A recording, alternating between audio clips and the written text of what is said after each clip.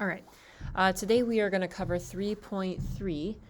We're going to look a little bit more at atomic structure. So talk about what do protons do inside of an atom, neutrons, isotopes, some chemical symbols, and well, mostly chemical symbols. So learning objectives, all atoms of an element must have the same number of protons but not neutrons. Atomic mass is a relative measure. Average atomic mass is a weighted value, and a relative mass scale makes counting atoms possible. Okay, so the first objective, all atoms of an element must have the same number of protons but not neutrons. And so the number of protons is called the atomic number. Sometimes it's abbreviated with a capital Z. So if you see a capital Z somewhere, it might be asking, what is the atomic number? So it's the number of protons in each atom of that element. So if you look at the periodic table, the big yellow one hanging up in the front of my classroom, it would be the black number on the upper left-hand corner. Sometimes it's this number just sitting at the top. But then underneath it, we have the element symbol and then the atomic mass. Okay, so isotopes are atoms of the same element that have different masses. So they all have the same number of protons, the same number of electrons, but their number of neutrons is different. Okay, so hydrogen, there's actually 3 different isotopes of hydrogen. 99.9885% is the protium isotope, where you just have 1 proton and 0 neutrons. Then you have the deuterium, which make up 0.0115%. So you have 1 proton and 1 neutron. And then they call it deuterium because this stands for 2. So 1 plus 1 is 2. And then the tritium, 1 proton and 2 neutrons.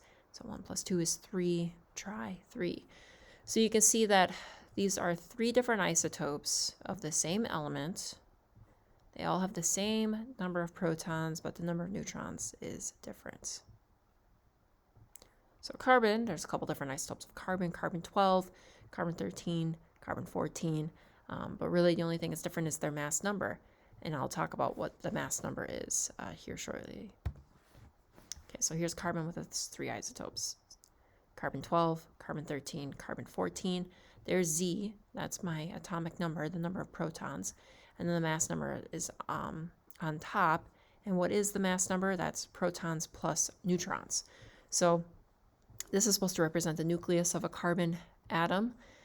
And we have black for neutron and red for proton. And you can see that we have 6 red circles.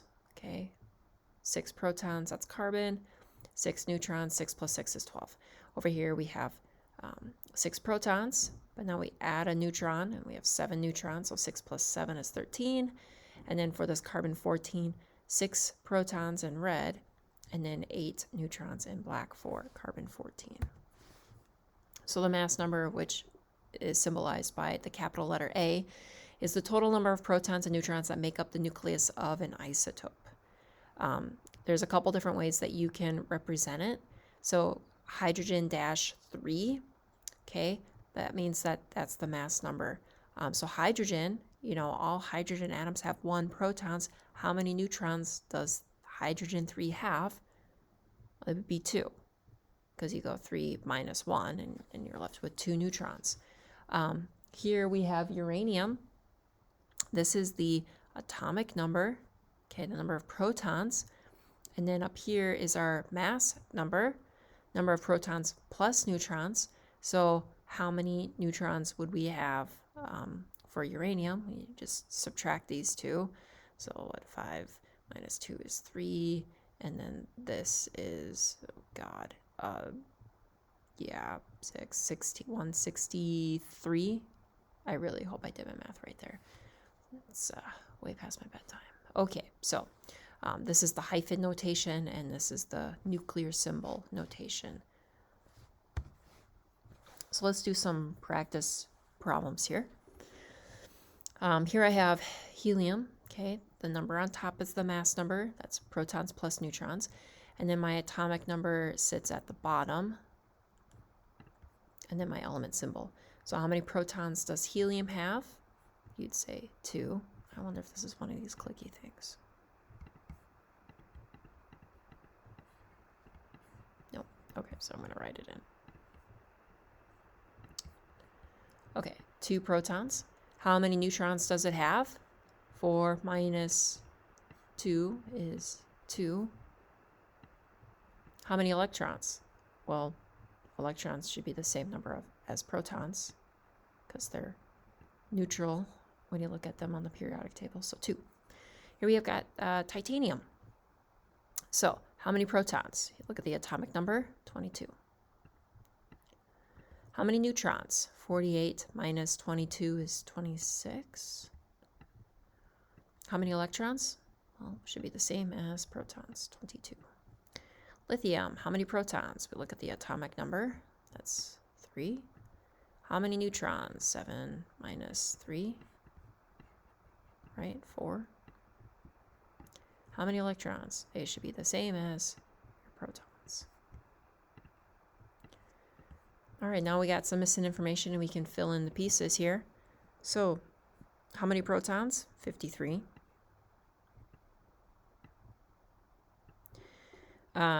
Neutrons. Oh gosh, that's a question mark.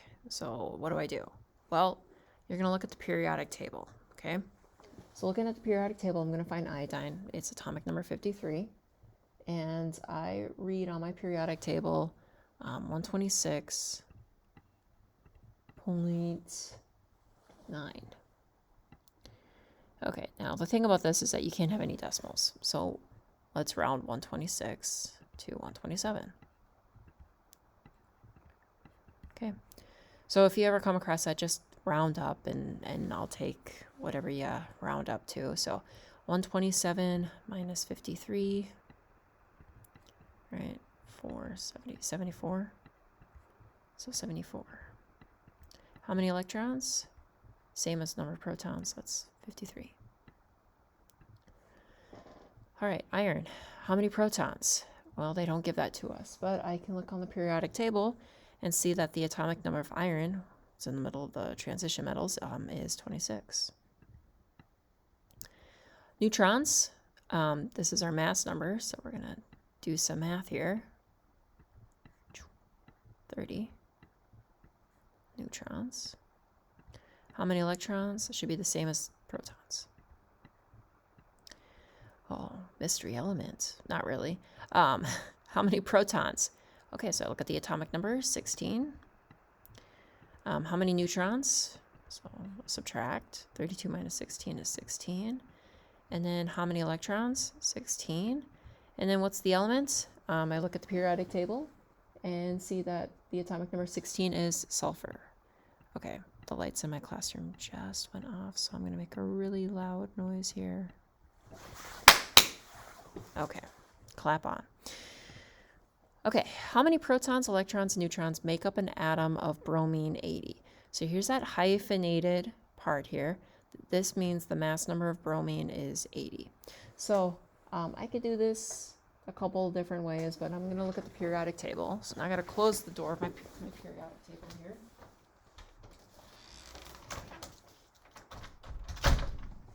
Okay, just in case I come across an element on the other side. Bromine is a halogen. It's in group 17. Its atomic number is 35. Okay, so its protons is the atomic number, and that's 35. Electrons, we are going to assume that this is neutral. So my electrons is also 35. And then neutrons, well, this is the mass number. So mass number is protons plus neutrons. So I'm going to do some subtraction. 80 minus 35, 45.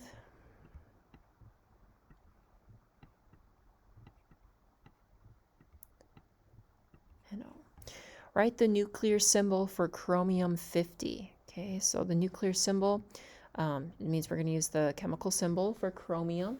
So we have to find chromium on the periodic table. It's in the transition metal, atomic number 24, and its symbol is Cr. And then on the bottom, we write the atomic number. So that's 24. And then on the top, we write the mass number, and that's given to us right here. So that's how you do the nuclear symbol. Write the hyphen notation for an isotope with 28 electrons and 32 neutrons. Okay, so you're probably wondering, what's the name of this element? So we're going to assume that this is neutral. So electrons equals protons. So here's my electrons. So that means I also have 28 protons. So I look on the periodic table, 28 protons is nickel. So I'm going to write out nickel. Okay, that's a really bad K. Nickel, hyphen, and then I got to write down the mass number of nickel. So we have 28 protons and 32 neutrons for 60. So that's how you do the hyphen notation. Okay, now atomic mass is relative mass. So, you know, when we express atoms in grams, I mean, one atom is like really, really small. So we have to, you know, come up with a unit that works for everything. So the standard is carbon 12. Okay, so carbon isotope 12 is 12 AMUs. And then from there, we base everything else off of carbon 12. So for example, hydrogen is 1/12 of carbon 12, because if we look at the atomic mass unit, it's like 1.008, so it's like 1/12. Oxygen is heavier than carbon, so it's 16 divided by 12. And you just do the math right there. But our standard is based off of carbon 12, so that's probably the most important thing right there. Now, the average atomic mass is the weighted average of all of the isotopes. So we've been dealing with like whole numbers with our examples. Okay, so these are like specific isotopes, but what about like all the isotopes of carbon, like carbon 12 and carbon 13, carbon 14? What if we took the weighted average of those 3 isotopes, or like the weighted average of the 3 isotopes for hydrogen? So to do that, we got to do something a little bit differently. Okay, so let me just give you an example here. Let's say you have a box containing 2 sizes of marbles that total 100. 25% are marbles that weigh 2 grams each, and 75% of the marbles weigh 3 grams each. There are 2 ways you could calculate the weighted average. First off, you could count each marble.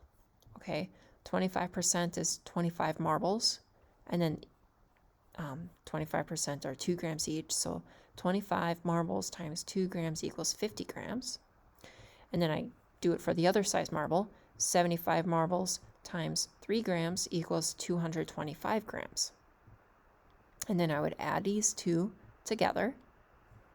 So 50 grams plus 225 equals 275.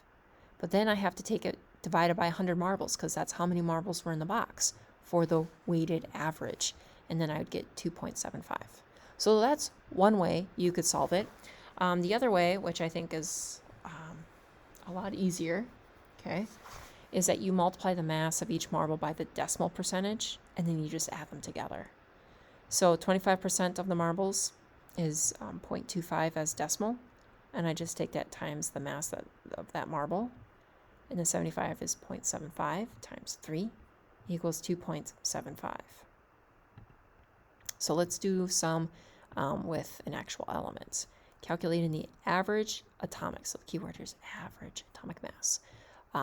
So in order to do this, you need to have the mass and the relative abundance of each of the isotopes. Like if it doesn't give it to you, then you can't compute.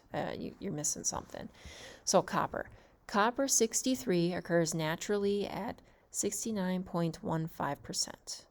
And copper 65 occurs naturally at 30.85%. So this 63 right here, you know, that symbolizes the atomic mass for that isotope, and then the other isotope it weighs 65. They give you the relative abundance of each, so we have everything. We can do this. So there are 2 ways you can do it. I really like doing option 2, okay? So here's option 2. You take the percentage and you put it into decimal form, okay? So 0.6915 times how much that the percent, like how much it weighs, okay? 63. So you do put that in parentheses, okay? And then you're going to add them up, okay? So add the second isotope, change the percent to decimal,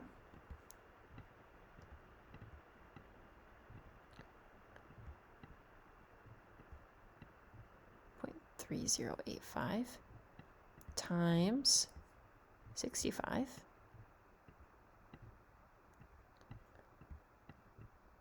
All right, and then got a calculator right here. So 0.6915 times 63 plus, now I'm going to put this in parentheses, 0.3085 times 65, end of parentheses. Add them up, and I get 63.617. Okay, now we just finished sig figs, right? Now, according to sig figs, we would stop at 2 digits, okay? But the thing about weighted average atomic mass, like the weighted average, is that you want to go to the decimal places for the percentage, okay? So, like, they went to 4 here. So, really, we want to go to 4. So, 63.62. And then the unit would be AMU. And if you look on the periodic table, we're slightly off. I think I had to I changed the decimal so you guys like couldn't cheat and just look at the periodic table and write it down. But it's pretty close. Copper on the periodic table is listed as 63.54, and this is 63.62. But all right. So your assignments, let me pull it up so I can show you it. Oh boy. Thought I had it up. Sorry. Classes. Chemistry 2019. Chapter 3. Atomic structure. It is. It's labeled as atomic structure, and we usually do the first page together. So you list the 3 subatomic particles and then their respective charges underneath. The number of protons in one atom of an element determines the atom's blank. Okay, so identity. And the number of electrons determines property of the element. The atomic number tells you the number of protons in one atom of an element. It also tells you the number of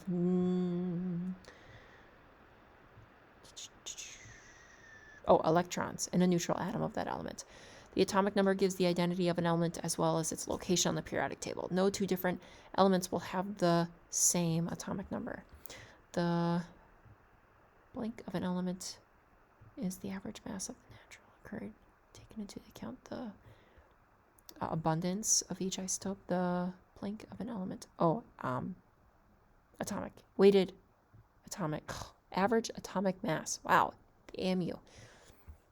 The blank of an element is the total number of protons and neutrons. That would be the mass number of an element in the nucleus of the atom. The mass number is used to calculate the number of neutrons in one atom of an element. In order to calculate the number of neutrons, you must subtract the protons from the mass number. Boom, I just did the first page. I hope you made it this far in the video. Okay, so then you go on and you have to give the symbol and the number of protons. So make sure when you do the symbol, like lithium is capital L, lowercase I. If you go capital L, capital I will mark it wrong. And then you can just do a comma and tell me the number of protons.